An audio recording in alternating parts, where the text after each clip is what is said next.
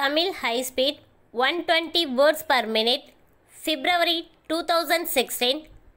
Code number of question paper 707. Second paper. Get ready. Start.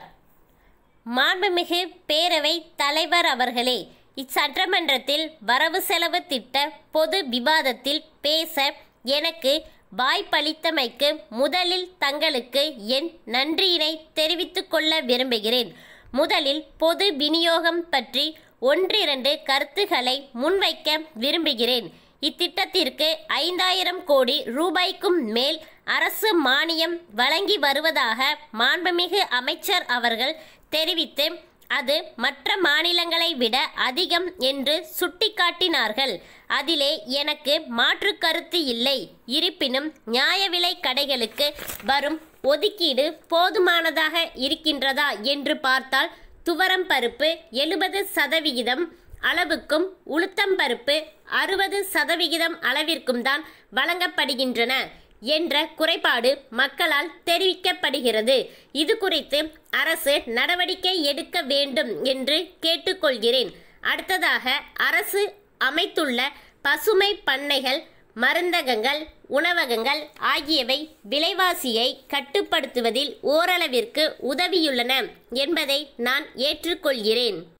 அதே நேரத்தில் இப்போது இவை செயல்படுத்தப்படும் அளவு அடையாளபூர்வமாக உள்ளதே தவிர மக்களின் தேவைகளை முழுமையாக ஈடு செய்வதில்லை. ஆக இத்திட்டங்களை மேலும் விரிவுபடுத்த வேண்டுமென்றும் விலை உயர்வை கட்டுப்படுத்துவதற்கான நிதியை 200 கோடி ரூபாயாக உயர்த்த வேண்டும் என்றும் கேட்டுக்கொள்கிறேன். அடுத்தபடியாக, நதிகள் இணைப்பிற்காகவும் பாசன மேம்பாட்டுக்காகவும் அரசு எடுத்துள்ள நடவடிக்கைகளை பாராட்டுகிறேன். இந்த நேரத்தில் மற்றொன்றையும் குறிப்பிட விரும்புகிறேன். நிலத்தடி நீர் அனைத்து இடங்களிலும் குறைந்து வருவதால் நாம் நுண்ணீர் பாசன முறையை மென்மேலும் விரிவுபடுத்த வேண்டும் என்றும் ஆடம்பர குளிர்பானங்கள் தயாரிக்கும் பன்னாட்டு நிறுவனங்களுக்கு நிலத்தடி நீரை எடுக்க அனுமதி தரக்கூடாது என்றும் நான் வேண்டி விரும்பி அரசை கேட்டுக்கொள்கிறேன். அடுத்து, நம் மாநிலத்தின் மின் தேவை நாளுக்கு நாள் அதிகரித்து கொண்டே வருகிறது. இதில் அரசுக்கு ஒரு ஆலோசனையை கூற ஆசைப்படுகிறேன். சில மாநிலங்களே சூரிய மின்சக்தி உற்பத்தியை பெருக்குவதற்கு நீர்நிலைகளின் மேல் சூரிய ஒளி தகடுகளை பதித்து மின்சக்தியை பெறுகிறார்கள். அதன் மூலமாக நீர்நிலைகளின் மேல் விழும் சூரிய ஒளி தடுக்கப்படுவதால் அங்குள்ள நீர் ஆவியாவது குறைக்கப்படுவதுடன் சூரிய வெப்பத்தினை கொண்டு மின்சாரமும் தயாரிக்கக்கூடிய இரட்டை பலன்கள் கிடைக்கின்றன. எனவே இம்முறையை நமது மாநிலத்திலும் அறிமுகம் செய்வது குறித்து அரசு ஆராய வேண்டும் என்று கேட்டுக்கொள்ள விரும்புகிறேன்.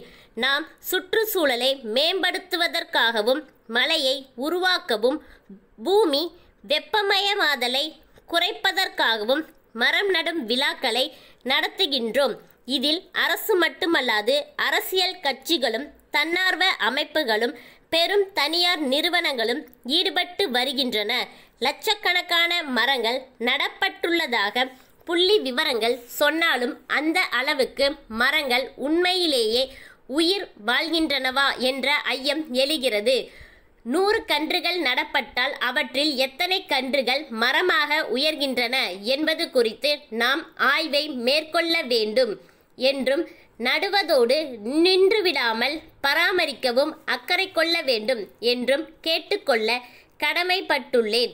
அடுத்து, போக்குவரத்து கழக தொழிலாளர்களுடைய வருங்கால வைப்பு நிதி உள்ளிட்ட ஓய்வு கால பயன்கள் இன்னும் பலருக்கு கிடைக்காமல் இருப்பதாக தகவல் வருகின்றது.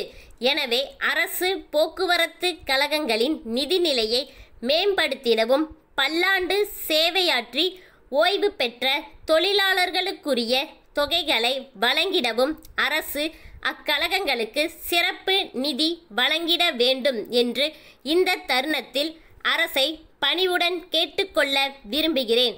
மேலும் சேவை நோக்குடன் அனைத்து வழித்தடங்களிலும் பேருந்துகளை இயக்கும் அரசு போக்குவரத்து கழகங்களின் கடன்களை அரசே செலுத்த வேண்டுமென்று கேட்டு உரையை முடிக்கின்றேன். ஸ்டாப்.